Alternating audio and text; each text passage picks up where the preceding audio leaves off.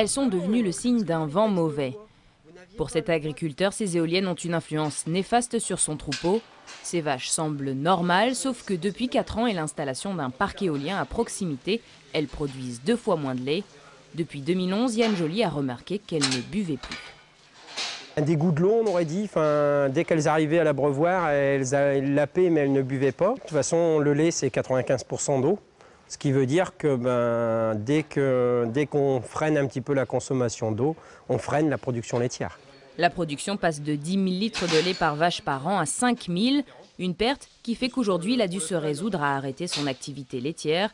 Il va devoir également licencier son unique employé. C'est un déchirement, quoi. Enfin, c'est quand même plus de 20 ans de travail, quoi, qui tombe à l'eau, quoi, à cause des éoliennes, quoi. À 2 km de la ferme, c'est 24 mâts. Avant de faire le lien entre les éoliennes et le comportement de ces vaches, Yann Joly a effectué tous les tests possibles. C'est un géobiologue qui a confirmé ses doutes.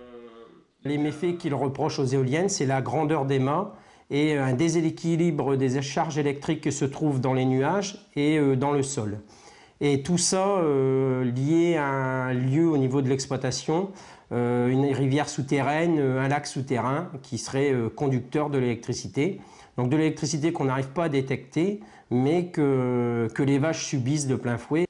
Aujourd'hui, il a porté plainte contre l'entreprise qui les exploite et a averti les autorités publiques.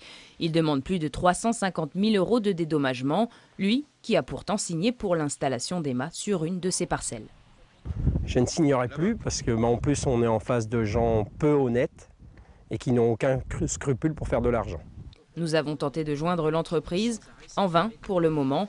Yann Joly, lui, se battra jusqu'au bout.